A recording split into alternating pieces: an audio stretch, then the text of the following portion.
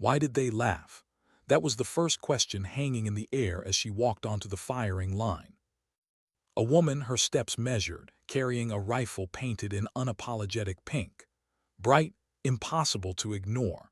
Not a soft rose, not a camo-inspired blend, pink like fire on steel.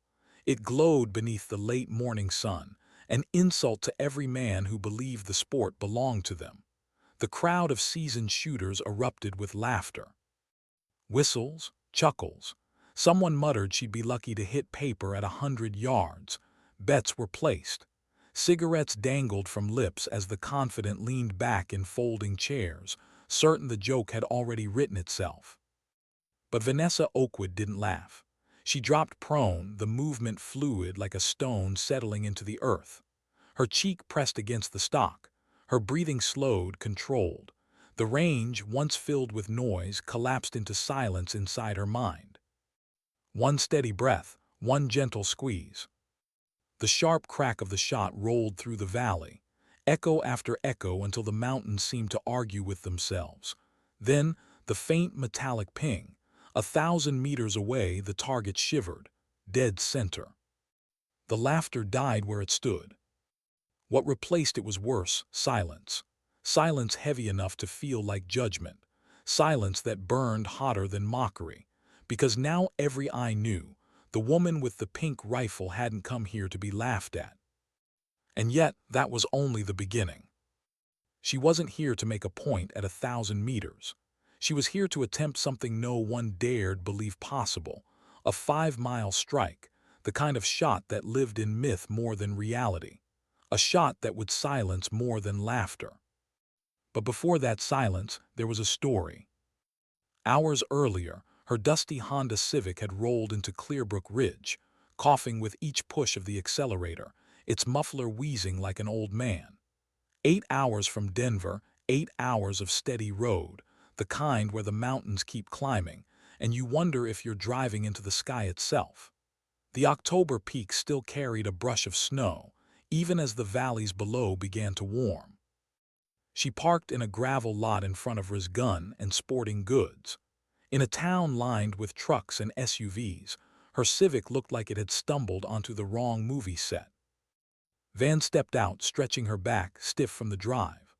Auburn hair loosened from a tie fell past her shoulders, catching the mountain light. Her eyes, green, sharp, restless, swept across storefronts as though searching for something no one else could see.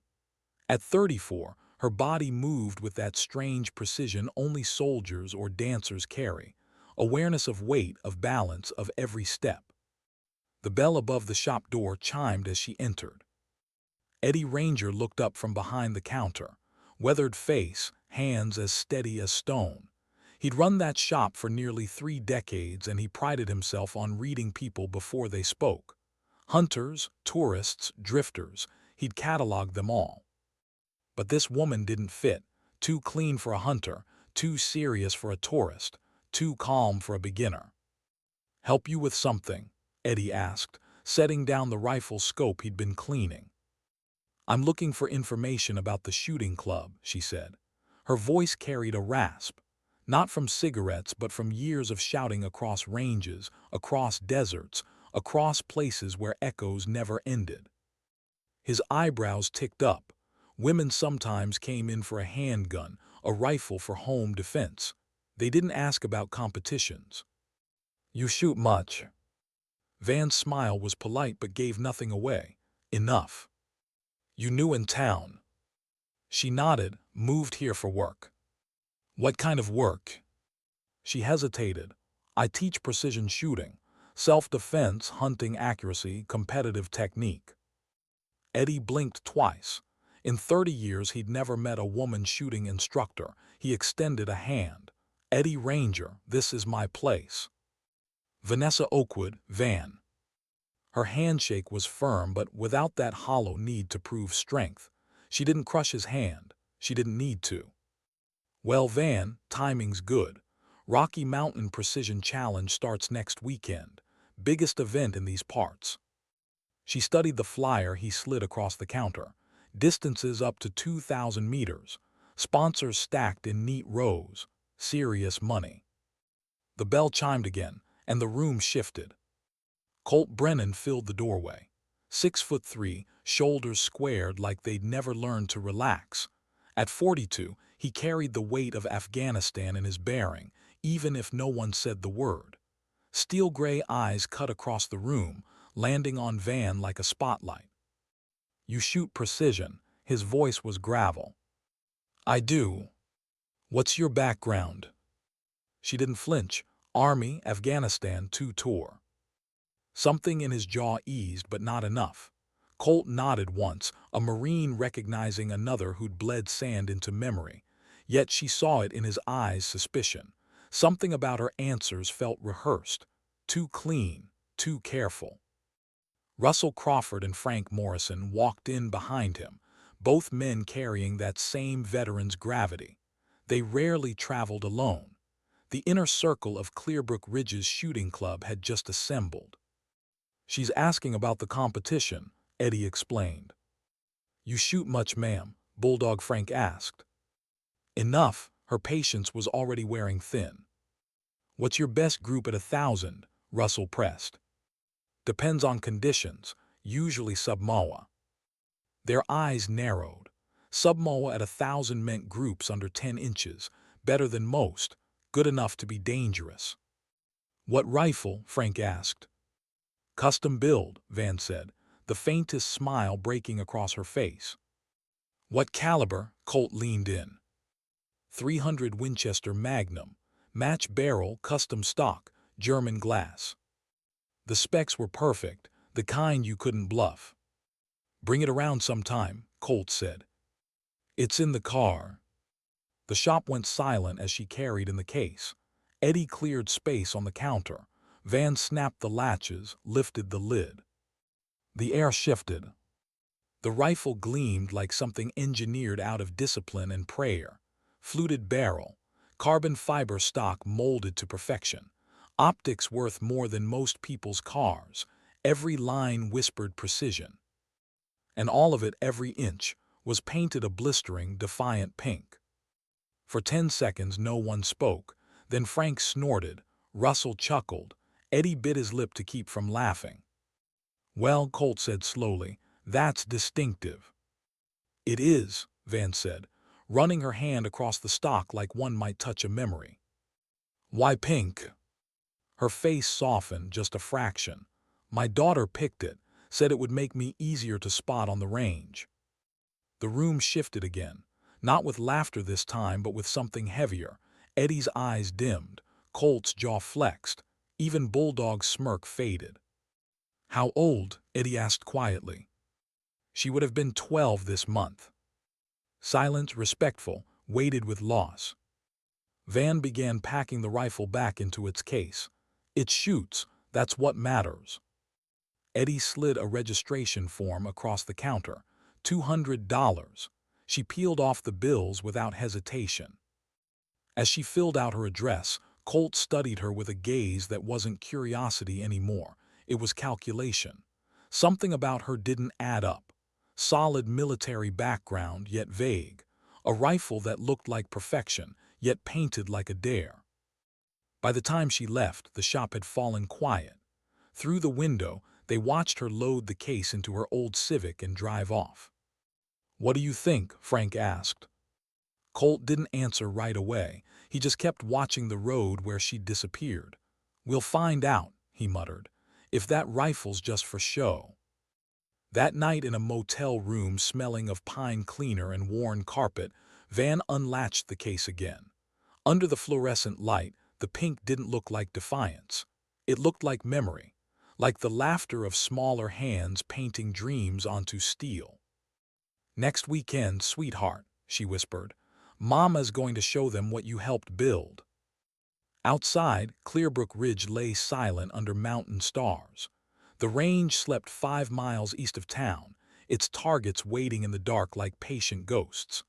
By Sunday, everyone would know whether the woman with the pink rifle had come to prove something, or to redeem something far heavier. She closed the case, switched off the light, and sat alone with the silence. A silence that never stopped echoing with the sound of her daughter's laughter. Why was everyone staring? Van had slipped quietly into the back row of folding chairs, but the moment the mayor mentioned a new shooting instructor in town, heads turned. The Clearbrook Ridge Community Center was packed, its walls groaning with voices and the smell of burnt coffee. Yet the sudden attention settled on her like a weight. Van stood slowly, offering only a small wave.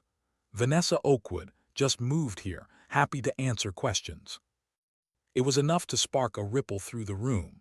Whispers, sidelong glances, half-smiles. In Clearbrook Ridge, newcomers weren't judged by resumes. They were tested by time, by whether they belonged in a place that carried memory like inheritance. What kind of instruction exactly? Russell Crawford's wife asked from the third row, her tone sharp. Precision shooting, Van said calmly. Form, breathing, equipment, safety. One-on-one coaching for anyone serious about improving. We already have Eddie's shop, someone muttered, and Colt teaches hunter safety. This isn't the same. Van's voice held no edge but no apology either. This is about refinement, discipline, accuracy. A pause, then Pastor Chuck Rivers raised his hand. His presence was steady, like an anchor in storm water. And for our young people, will you teach responsibility along with technique? Absolutely, Van answered. Safety first, confidence built step by step. The pastor nodded, satisfied. But others shifted in their seats, torn between curiosity and doubt. Word of her pink rifle had already circulated faster than wildfire, the gossip network ensuring everyone in this valley knew about the woman who painted her weapon like a child's toy. By the end of the meeting, questions still lingered. Was she serious? Was she stable? Did she belong? Afterward, as neighbors mingled, Van found herself approached by women first. A stout woman with silver hair pressed a plate of cookies into her hand. Margie Hutchkins, she said warmly. My husband's the range safety officer. Don't mind the boys, they'll test you, but they'll come around. Thank you, Van said, surprised at the kindness. Another woman, Amanda Price, coach of the high school girls' basketball team, leaned in. We could use more role models like you. Someone who shows young women that strength and femininity aren't enemies. Van smiled, small but genuine. I'll do my best. Even the principal chimed in, calling the pink rifle a statement of confidence.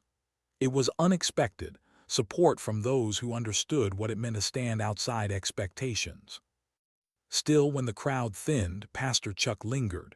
He caught her in the parking lot under the glow of halogen lights. Walk with me, he said. They crossed to his truck in silence before he spoke again. You carry weight, heavy weight. Van's breath caught. Is it that obvious? Not to most, but I've counseled enough grief to recognize it. His voice was quiet, compassionate, without pity. Your daughter. She nodded, her throat tight. Sophie May. She was 12. Loved stars, loved paint, said Camel was boring. Van laughed softly, but it cracked into something else. She believed real confidence meant standing out, not hiding. Pastor Chuck let the silence breathe. Then, sounds like she raised a strong mother. For the first time in months, tears burned at Van's eyes. Some days I don't know if I'm honoring her memory or just being stubborn. Both, he said gently. Grief makes us stubborn about what matters. The words struck deeper than she wanted to admit. By the time she returned to the Pines Motel, the weight had settled back in her chest. She unlatched her rifle case, stared at the impossible color under the bathroom light. Pink that looked garish to the world. Pink that, to her, was Sophie's voice. She touched the stock. They don't know, sweetheart, she whispered. They don't know what this means. The next day brought her first student. Caleb Reed, 19, lanky, nervous, enthusiastic. His father had given up on teaching him, said the boy flinched too much, jerked the trigger, wasted bullets. Van watched him fire 5 sloppy rounds at 100 yards, each one a battle of nerves against recoil. She said nothing at first, just studied. Your breathing's off, she said finally. You're fighting the rifle, stop fighting. He frowned. How do I not fight it? Work with it. Let the shot surprise you. You don't pull the trigger, you press until it breaks. 2 hours later, his groups had shrunk by half. The boy grinned, holding his target like a prize. This is incredible. Why doesn't everyone teach like this? Because not everyone listens, Van replied softly. When he left, clutching his rifle with new confidence, Eddie Ranger pulled into the lot. He'd watched quietly from his truck. You're stirring things up, he said. Good or bad? Both. Eddie leaned on his tailgate, voice low. Some folks impressed. Others wonder if you can back it up. And Colt's boys, they don't take kindly to outsiders, especially not ones who threaten their standing. I didn't come here to make friends, Van said, locking her case. What did you come here for? The question stopped her. She swallowed, the motel's neon glow flickering in her mind. To keep a promise. Eddie studied her a long moment. Be careful, Van. You're carrying more into this competition than most. Sometimes weight like that helps. Sometimes it sinks you. She drove away with his words echoing inside. Promises, weights. That night in Murphy's Tavern, Colt Brennan held court. Around him, the shooting club circled like planets around a sun. Beer bottles clinked. Stories swapped. Frank grumbled about her rifle. Russell scoffed about her teaching. She's no threat, Frank said. She's different, Colt muttered, and difference can be dangerous. Mac, the youngest of their circle, spoke up quietly, looked up her daughter's obituary, Sophie May Oakwood, diagnosed at 7, passed at 12. Family asked for donations to cancer research instead of flowers. Silence settled like dust. Even the hardest of them shifted uncomfortably. Suddenly, the pink rifle wasn't a gimmick. It was a grave marker, a memorial painted across steel. Colt exhaled slow. Then we're not just facing a shooter. We're facing a mother carrying her child's dream into battle. The words hung, heavy, irrefutable. By the time Van lay in her motel bed, the town was already divided. Some scoffed, some respected, some whispered, but no one ignored. She stared at the ceiling, the hum of the heater in her ears. The competition was days away. The laughter from the gun shop still echoed, but so did Sophie's voice. She closed her eyes. I'll show them, she whispered. Not for me, for you. And somewhere deep inside, the silence of Clearbrook Ridge waited, waiting to see if a mother's promise could carry a bullet farther than anyone believed possible. How much can a rifle reveal before a shot is ever fired? Van placed her case on the inspection table at Clearbrook Ridge's shooting complex. The line of competitors behind her shifted impatiently, boots scraping on gravel. Men with flawless rifles, polished optics, ammunition lined up like currency. Their gear was confidence made of steel. And then there was hers. The case opened with a snap. Pink gleamed under the fluorescent tent lights, gasps, mutters, a few smirks spreading like oil. But Sergeant Major Henry Stone didn't smirk. At 52, his gray eyes were stripped of theatrics. He studied her weapon with the focus of a man who had measured lives by the weight of precision. Custom Winchester Magnum, match barrel, carbon fiber stock. His voice was clinical, his inspection slow, methodical. He glanced up. Scope. German glass, first focal plane, quarter MOA tracking guaranteed. And ammunition. Hand loads, 210 grain, verified drops to 2,000 meters. The sergeant gave a slight nod. His mask slipped only when she spoke the next words. My daughter chose the color. Stone froze, eyes catching hers. A soldier recognizing something no words could fully explain. How old? She died at 12, 3 years ago. He exhaled, the hardness in his face softening just long enough to be human. I'm sorry for your loss. Thank you. Inspection complete, he affixed her competitor tag. Point 23. Be there tomorrow at 800. Winds forecast from the southwest. Expect variable shifts. She nodded, professional, measured. Inside, her heart stuttered at the sound of it. Tomorrow. She was nearly clear of the tent when a new voice cut across the noise. "That rifle isn't just paint," the woman said. Van turned. An older woman, late 60s, posture still ramrod straight, hair steel gray, eyes sharper. She carried her own case with the confidence of decades. "Iris Blackwell," she said, extending a hand. "Retired colonel, shot competitively since '75. Van Oakwood." "I knew before you opened that case," Iris continued. "The way you handled it, specs you rattled off. That wasn't enthusiasm, that was discipline." Van inclined her head. "I take it seriously." "Good, because this sport doesn't forgive half measures." Iris hesitated. Then, softer, "Lost my grandson 5 years ago. Different war, same grief. I know what it is to carry ghosts onto a range." Van blinked, startled by the sudden mirror of her own story. "I'm sorry." "Don't be, just remember, rifles shoot bullets, not emotions. You have to decide which one you'll bring tomorrow." Before Van could answer, Iris walked away, boots crunching gravel. The words lingered long after. The rest of the morning unfolded in rituals that felt half military, half pilgrimage. Orientation, range safety briefings, walkthrough of firing lines.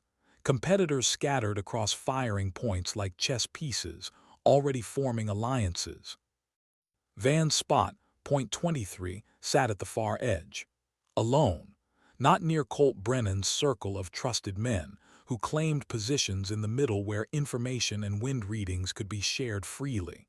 Her isolation marked her as outsider. She preferred it that way. At least, that's what she told herself.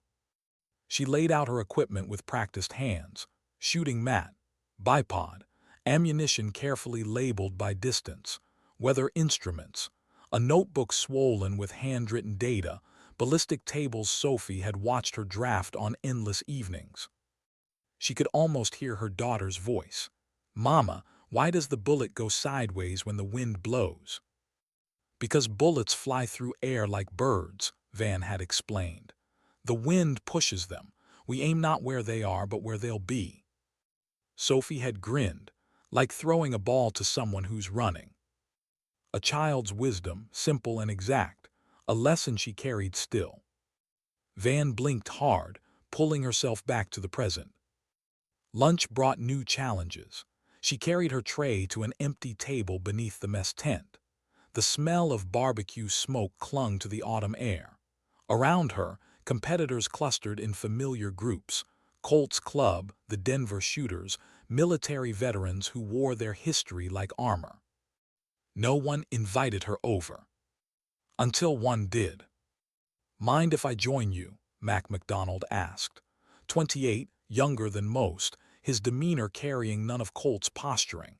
He balanced a plate of ribs and a grin that didn't feel practiced. "Sure," Van said. "You shoot clean this morning." "Thank you, so did you." He chuckled. "Been with these guys 5 years. Never seen anyone handle pressure like you did." Van sipped her water. "Pressure." He leaned in slightly. "Only woman here, painted rifle, outsider status, people waiting for you to stumble, that's pressure." She didn't argue. Instead, he continued, softer now. "We all heard about your daughter. Takes strength to honor someone that way." Van's throat tightened. She said hiding was for people who didn't believe in themselves. Max smiled faintly. "Smart kid." "She got that from herself," Van murmured. For a moment, silence. Then Mac cleared his tray. "Afternoon will be brutal. Winds always kick up after 1,000 meters sorts real shooters from weekend hobbyists." "Looking forward to it," Van said. "I'll bet you are." He paused, watching her carefully. "Question is, are you shooting for yourself or for her?" The words hit like a sudden wind gust. She had no answer. After lunch, the crowd swelled. Families, neighbors, curious spectators drawn by whispers, the woman with the pink rifle. Children pointed, teenagers whispered. Older men folded their arms, skeptical but no longer dismissive. Even Mayor Greenwood showed, his smile too polished, shaking hands as though he'd built the range himself. "People love an underdog," he told Van. "You inspire them." She gave him nothing but a polite nod. She wasn't here to inspire. The afternoon stretched with practice rounds and calibration. She checked wind flags, measured air density, recalculated drop charts. Each number steadied her heart. Math didn't lie. Math didn't mock. But emotion bled in where numbers ended. Because every adjustment, every scribbled calculation carried Sophie's fingerprints. Her voice.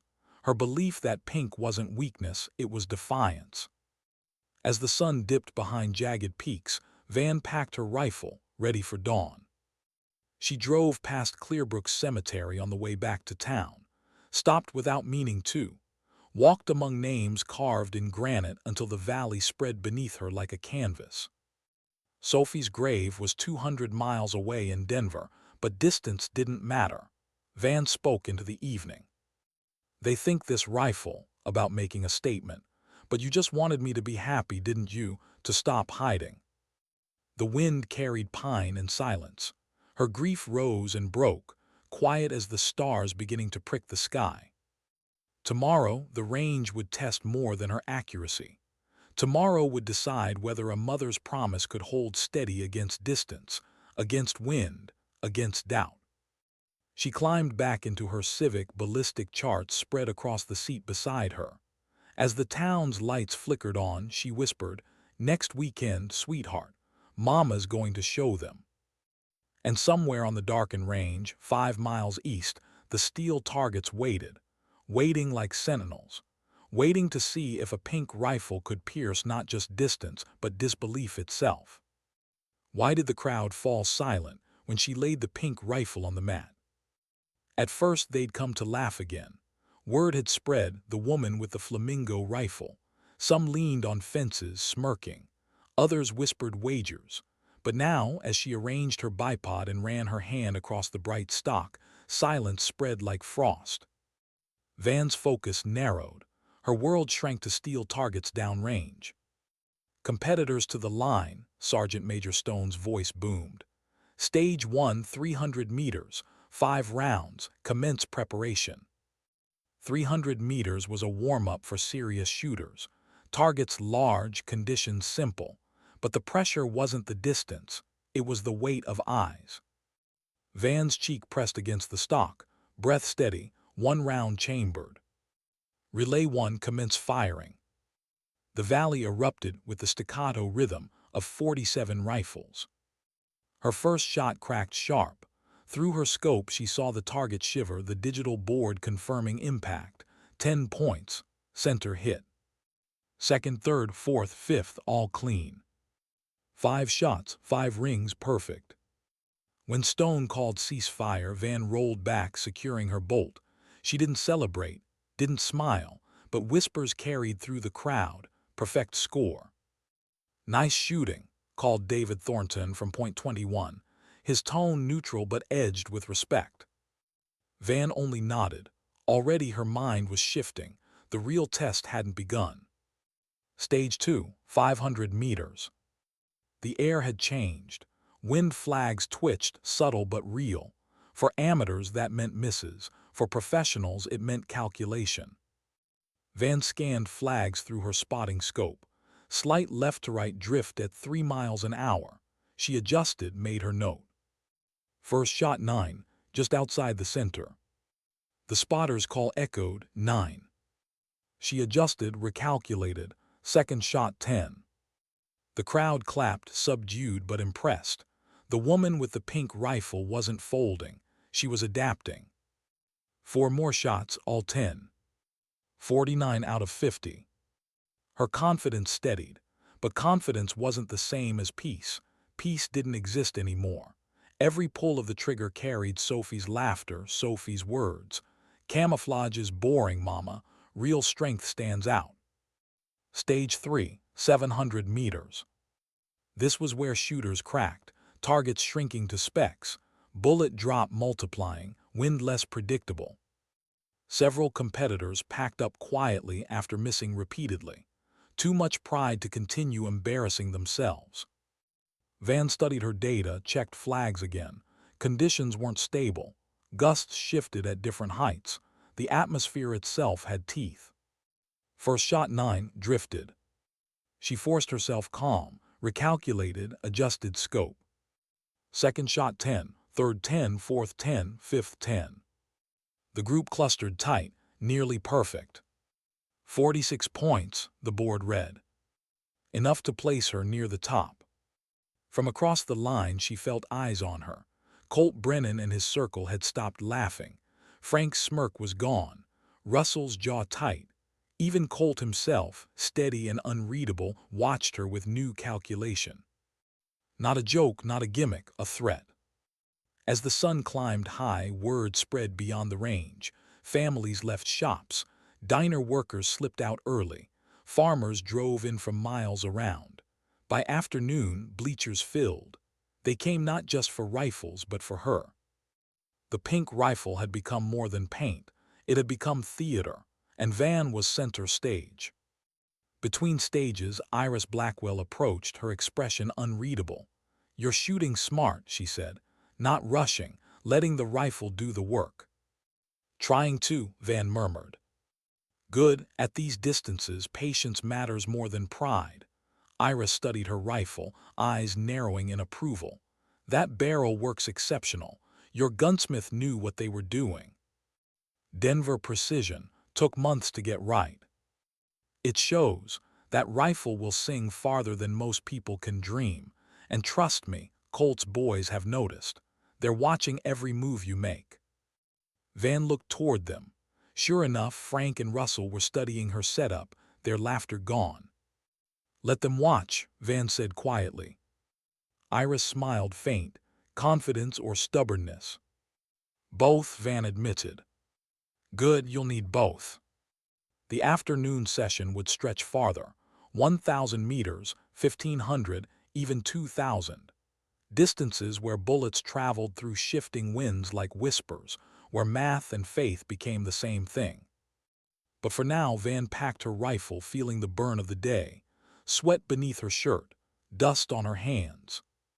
She was no longer the woman who'd walked into Eddie's gun shop to laughter. She was the competitor the crowd had come to see. Yet beneath the respect, the whispers grew. Whispers that her background was too vague. Whispers that her pink rifle was psychology more than skill. Whispers that no mother carried grief into a range without it cracking her sooner or later. Whispers she couldn't silence, not yet. She drove back into town that night, the Honda rattling as though mocking her. At the Pines Motel, she spread ballistic tables across the bedspread, recalculating drops, rechecking wind estimates, her pen scratching deep into the paper. The work steadied her. Numbers were clean, predictable, unlike grief, unlike people. Still, as the night deepened, she found herself whispering into the empty room, as though Sophie were sitting cross-legged on the floor, chin in her hands, waiting to hear her mother explain again how bullets curve and winds shift. "Tomorrow's further," Van whispered. "Further than most think possible, but you believed I could, didn't you? You always believed." She closed the notebook, shut her eyes. The silence of the mountains pressed in. Tomorrow would bring distances where faith and science blurred, where every ounce of doubt weighed heavier than steel. And somewhere deep inside, Van wondered, was she here to win or to prove something no score could measure? What happens when the bullet has to fly farther than most people believe possible? The morning air was sharp, a bite of autumn that cut through jackets and gloves. Flags rippled faintly, restless but not yet fierce. Competitors lined the 1,000-meter firing points, their mats stretched like banners across the range. For many, this was where confidence crumbled. Past a kilometer, the world changed. Gravity pulled harder, wind spoke louder, and mirages shimmered across the ground like illusions meant to deceive. Van settled in at point 23. The pink rifle drew stares again, but fewer laughs. What replaced them was something more dangerous: expectation. Stone's voice carried across the valley. 1,000 meters, 10 rounds, relay commence preparation. She checked her dope chart, dialed elevation, felt her heartbeat slow. The world narrowed to scope, reticle, and steel target. Commence firing. Her first shot cracked. A half-second later, the metallic ping rang back across the valley. Center. Second shot, another ping. Third, fourth, fifth. Her group tightened like a signature on steel. Clean, deliberate, undeniable. Around her, competitors faltered. Misses called out. Spotters shaking their heads. Even Colt Brennan's first shot landed wide before he adjusted, his jaw tightening under the weight of wind. But Van's rifle sang with consistency. Each shot like a heartbeat answered. When the ceasefire came, the crowd erupted. Applause, cheers, even whistles. She rolled back slowly, calm, but inside something stirred. Not pride, something else, something heavier. Because she could almost hear Sophie's voice in the echo of those pings. "See, Mama, you can do it." Stage complete. 1,500 meters came next. Targets now shadows in the distance, barely visible. Bullet flight stretched long enough to measure in breaths. Relay commenced firing. Her first shot missed. A gasp from the crowd. A smirk from Frank Morrison 2 lanes down. Van exhaled, recalculated. Wind shift at 600 yards. Mirage bending slightly. She dialed correction. Second shot ping, third ping. Her rhythm returned. 7 out of 10, enough to hold near the top but not perfection. When Stone called ceasefire, Van rolled back, sweat streaking her brow despite the chill. Her hands trembled slightly, not from nerves but from memory pressing in. She remembered Sophie's hospital bed, the oxygen tubes, the beeping monitors, how even breathing had become a calculation of distance and resistance. Van closed her eyes, swallowing the image. Not here, not now. The crowd's attention grew heavier with each stage. Local reporters appeared, cameras angled, microphones ready. A Denver news crew set up near the bleachers, whispering into lenses about the woman with the pink rifle shocking seasoned competitors. At the concession stand, whispers spread like wildfire. Some said she was showing off. Others said she was rewriting the rules. Children pointed at her rifle, tugging parents' sleeves, asking why no one else looked like that. And all the while, Van kept her silence, kept her focus. 2,000 meters. Only a handful even attempted it. Many packed their gear, content with respectable scores. But Van laid prone again, cheek pressed to Sophie's rifle, her hands steady despite the ache. The target was nearly invisible now. Wind curled across the valley like a living thing. Even spotters muttered that it was madness. Her first shot cracked, carrying across eternity. Miss wide. The crowd groaned. Second shot adjustment, another miss. Her jaw tightened, sweat rolled. This wasn't just physics anymore, it was faith. Third shot ping, the target shivered faintly. The crowd gasped, then erupted. Fourth shot ping, fifth ping. By the 10th round, she'd hit 7, more than anyone else that day. Enough to push her higher, enough to silence every last doubter in the stands. When Stone called ceasefire, the scoreboard reflected the truth. She was climbing, rising above names with reputations carved from decades, rising into territory where only legends lived. And yet, as she packed her rifle, she felt no triumph, only weight. Because every hit felt less like her own skill, and more like Sophie's hand guiding hers. Mac approached as she left the line. His smile was quiet, but his eyes carried something more. 7 hits at 2,000. You realize what you just did. Shot well, Van said simply. No, Mac shook his head. You proved something. You showed it can be done. She looked away.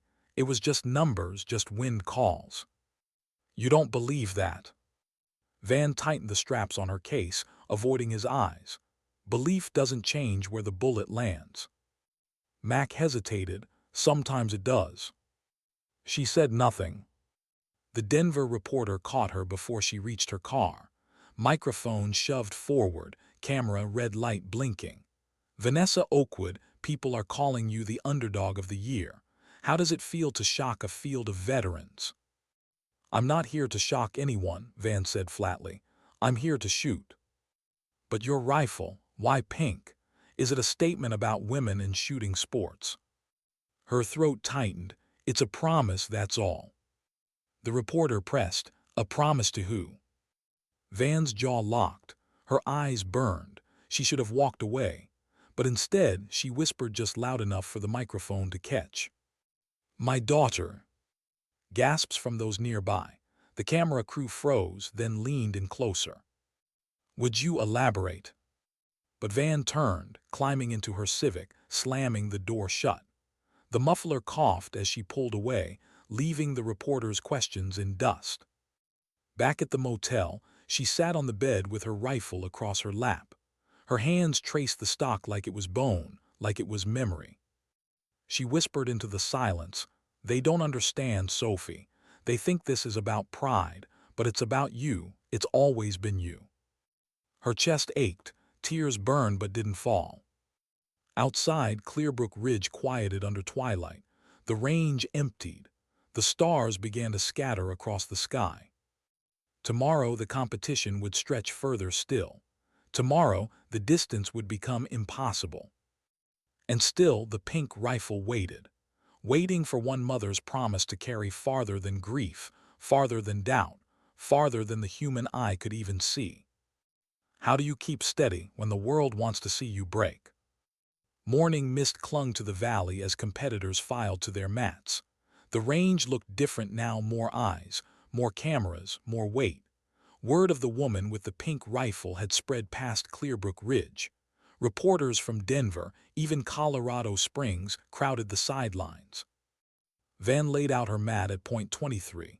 Calm movements, practiced ritual, but her hands carried a tremor she couldn't quite shake. Stone's voice thundered across the firing line.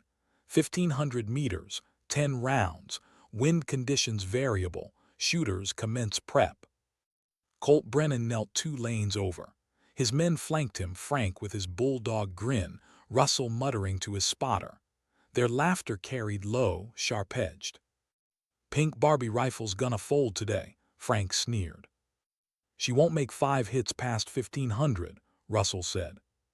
Colt didn't laugh. He just looked her way, eyes cold as gunmetal, not mocking, measuring. Van ignored them, adjusting elevation, studying flags. The wind wasn't steady, it danced. Gusts curling low, dropping off at distance, shifting again where the canyon walls opened. Tricky. Her first shot cracked, miss. The crowd groaned. Frank snorted loud enough to carry. Second shot, ping. The target rang faint but rang. Her breath steadied. Third ping, fourth ping. By the 10th round she'd landed 7. Not perfect, not flawless, but solid. Score 70 out of 100, the board flashed. Respectable, enough to hold her place near the top. But whispers spread, she's slipping, she can't hold the pressure. During the break, Mac appeared at her side offering a bottle of water. Don't listen to them. She accepted, taking a long drink. Easier said than done. You're shooting cleaner than 90% of them. Not cleaner than Colt. Mac hesitated. He's good, but so are you. Van looked at him, searching his face. Why are you helping me? He shrugged. Maybe I'm tired of watching the same men win year after year. Maybe I think someone different deserves it. Her voice softened. Or maybe you think grief is strength. He didn't deny it. The afternoon brought the semifinals. Distances extended, angles shifted, winds harder to predict. This wasn't just marksmanship, it was endurance, mental resilience. Van's first relay put her head-to-head with Frank Morrison. The man had mocked her since day one. They laid prone side by side, spotters behind them. Stone's command echoed. Targets appeared at staggered ranges. 1200, 1600, 1800. Frank fired fast, confident, first 2 pings, third miss, fourth ping, fifth wild. His rhythm cracked under the shifting gusts. Van took her time, breath, calculation, patience. First ping, second ping, third miss just wide, fourth ping, fifth ping. Her grouping outscored his by a wide margin. When Stone announced results, Frank cursed under his breath, throwing his brass into the dirt. "Nice shooting," Max said from the sidelines. Frank glared at him. "She's a fluke." But the board said otherwise. Van advanced, Frank didn't. Next relay, Russell Crawford, known for his arrogance as much as his skill. He shot well, tight groups at 12 and 1600, but at 18 his wind calls fell apart. He muttered, recalculated, cursed. Van stayed steady, one miss early, then 4 straight hits. By the end, she'd edged him by 3 points, enough to push Russell down the board. When the ceasefire was called, Russell yanked his mat up hard, muttering, "This is a joke." But again, the board didn't lie. Now it was Colt. The man who hadn't laughed, hadn't jeered, but watched, always watched. His relay was flawless, 10 out of 10, pings ringing like clockwork. His spotter barely spoke. Colt's calls were precise, instinctive. The crowd roared, a veteran's performance. Van watched carefully, studied the way he adjusted, the timing of his breathing, the steadiness of his trigger hand. When he rose, his eyes caught hers. No mockery, just quiet challenge. "You've got grit," he said flatly, "but grit won't beat math." She met his gaze. "We'll see." The semifinal leaderboard updated. Colt sat first, Van second, Iris Blackwell third, Mac barely hanging in fourth. The rest scattered behind, points dropping off like cliffs. That night Clearbrook Ridge buzzed with tension. The tavern was packed, conversations circling around the same name. Vanessa Oakwood, some praised, some doubted, but no one ignored. Reporters swarmed the motel, cameras waiting, lights glaring. Van slipped past them, exhaustion pulling at every limb. In her room she spread charts again, scribbled corrections, checked wind models, the numbers blurred, her vision clouded with memory. Sophie's hospital room, Sophie's laughter thin but stubborn, her small hand gripping Van's fingers, whispering, "Promise me, Mama, don't hide." Her chest ached. She pressed the rifle to her shoulder, closing her eyes. "I'm not hiding, baby girl, not anymore." A knock at the door startled her. She opened it to find Iris. The older woman stepped inside, carrying a flask. Couldn't sleep either. Van shook her head. Iris sat, pouring 2 cups of something strong. "You shoot like someone with ghosts on their back." "I do." "Good," Iris said softly, "because ghosts make you honest. Just don't let them aim for you." They drank in silence. 2 women from different wars, different losses, bound by the same emptiness. When Iris rose to leave, she set a hand on Van's shoulder. "Tomorrow isn't about Colt. It isn't about Frank or Russell. It's about you and her." Van swallowed hard. "You think I can do it?" Iris's eyes shone in the dim light. "I know you can. The question is, what will it cost?" The door closed. Silence returned. Van lay awake long after, staring at the rifle in its case. Pink like memory, pink like pain, pink like promise. Tomorrow, the final round waited. And beyond it, rumors whispered of something else, something impossible. A distance no one had dared attempt. 5 miles. What does silence sound like when an entire valley is holding its breath? Morning came crisp and cold, frost clinging to the grass. The bleachers were full before sunrise, the smell of coffee and wood smoke mixing with anticipation. Reporters jostled for angles, lenses pointed toward the firing line. Van stepped onto the mat at point 23. The pink rifle caught the first sliver of dawn, glowing like defiance under the pale light. Whispers rippled through the crowd. At the other end, Colt Brennan laid down with his black rifle, calm, steady, eyes hard as granite. The final duel was clear, him or her. Veteran or outsider, tradition or change. Sergeant Major Stone's voice carried across the valley. Final round, extended distance. Each competitor 10 shots. Score determines champion. The wind was alive. Flags twitched, gusts curled through the canyon. This wasn't a range anymore, it was a battlefield of air. 2,200 meters. Relay commence prep. Van studied her dope chart, adjusted elevation, checked mirage, her breathing slowed. First shot crack, a long pause then ping. The crowd erupted. Second shot ping, third miss just wide, fourth ping. She pressed forward, each shot a conversation with wind, gravity, memory. By the end of the string, she'd landed 7 out of 10. Respectable. Then Colt fired. His rhythm was machine-like, steady, confident, merciless, 8 out of 10. The board updated, Colt ahead by 1. Next stage, 2,500 meters. The targets were nearly invisible now, glinting faint at the edge of sight. The kind of distance where even breath could alter destiny. Van fired slow, first miss, second ping, third ping, fourth miss, fifth ping. Her hands shook, not from nerves but from memory clawing at her. Sophie in the hospital bed, Sophie whispering, "Don't hide, Mama." Her throat tightened, vision blurred. She blinked hard, forcing herself back.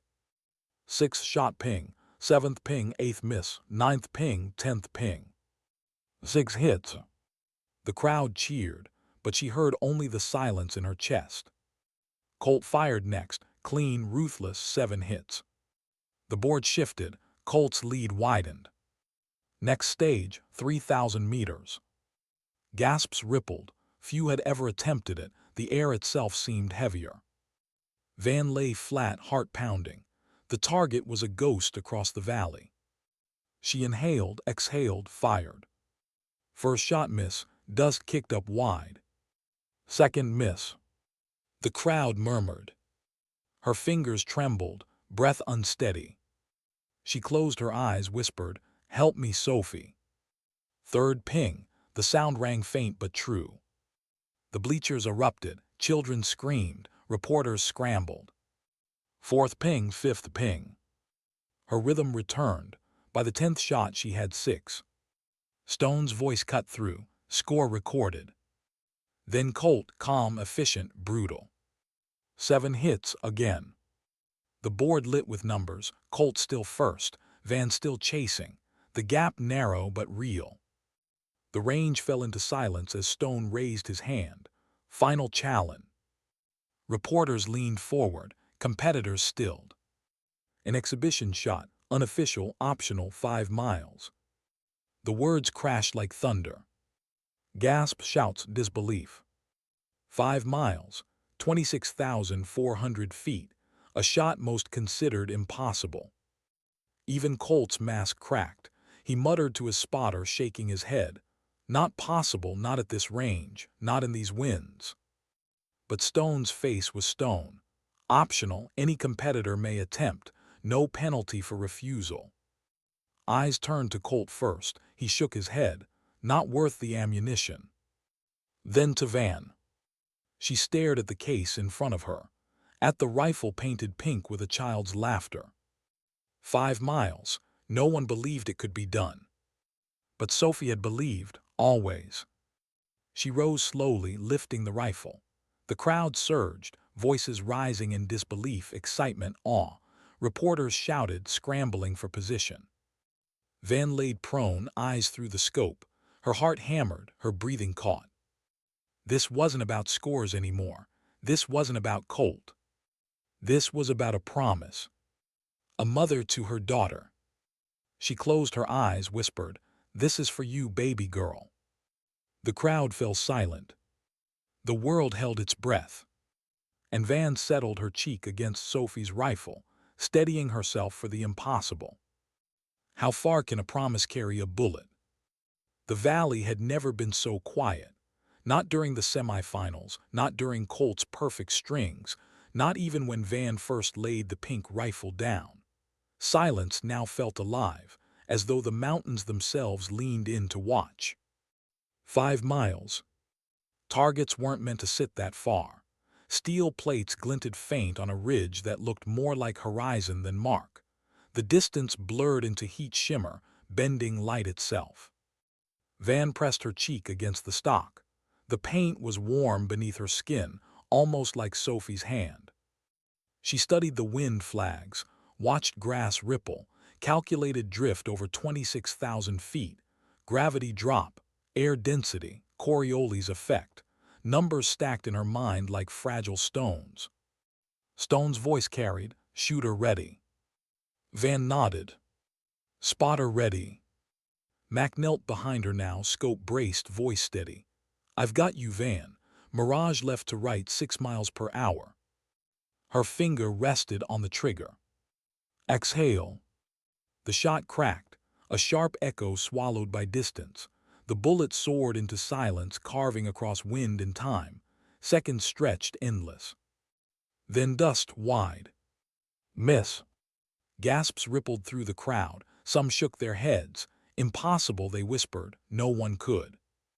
Van's jaw tightened. Adjust. Recalculate. She thought of Sophie's words. "Don't hide, Mama." Second shot, crack, silence, dust again, closer. Mac's voice was firm. "Correction, 0.4 mils right, elevation up half." Third shot, crack, the valley held its breath, seconds dragged. Ping! The sound was faint, almost imagined, but the target shivered on the horizon. The crowd erupted, reporters shouted, children screamed, adults stood disbelieving. Van stayed prone, her hands shaking. She fired again. Fourth ping, fifth ping. 3 hits in a row at 5 miles. It wasn't supposed to be possible, yet it was. She rolled back slowly, chest heaving. The rifle lay glowing pink in the sun. Stone's voice, rough with awe, cut through the chaos. "Hit confirmed, 5 miles." The valley erupted again. Applause, cheers, voices carried high. But it all sounded distant to Van. Because in her ears there was only one sound: Sophie's laughter. She sat back on her heels, eyes wet, breath unsteady. She whispered, barely audible, "We did it, sweetheart." Colt approached from the other end of the line. His boots crunched on gravel. He stopped in front of her, eyes unreadable. For a long moment the crowd hushed again, waiting. Then Colt extended his hand. "Respect." Van hesitated, then shook it. His grip was firm, steady. No mockery, no pride, just acknowledgement. He turned and walked away, leaving the space heavier than before. Reporters swarmed. Cameras shoved close. Microphones asked the same question again and again. How does it feel to make history? What does this mean for women in the sport? Why pink? What statement are you making? Van looked at them, her face calm, her voice quiet. It isn't about making history. It isn't about statements. It's about a promise to my daughter. And with that she packed her rifle, ignoring their shouted questions. Later, as the crowd dispersed, as the range emptied, Van stayed behind. Alone. The steel targets gleamed far away, ghosts on the horizon. She sat cross-legged on the mat, rifle in her lap, the silence wrapping around her. She thought of Sophie, her laugh, her paintbrush, her words. Camouflage is boring, Mama. Real strength stands out. For the first time in years, Van let herself cry. Not the broken sobs of grief, but the quiet tears of release. When she finally rose, she carried the rifle with reverence. Not as a weapon, not as a trophy, but as a memory made tangible. Driving back through Clearbrook Ridge, townsfolk lined the streets. Some clapped, some waved, some just nodded. Respect had replaced ridicule. At the motel, Iris Blackwell waited by her door. The older woman's eyes shone, her voice steady. "You gave them more than a shot today. You gave them a story they'll carry for the rest of their lives." Van smiled faintly. "I didn't do it for them." "I know," Iris said softly. "That's why it mattered." That night the stars scattered across the mountains. Van sat outside, rifle beside her, staring upward. She thought of Sophie, somewhere beyond those lights. Her voice was quiet but steady.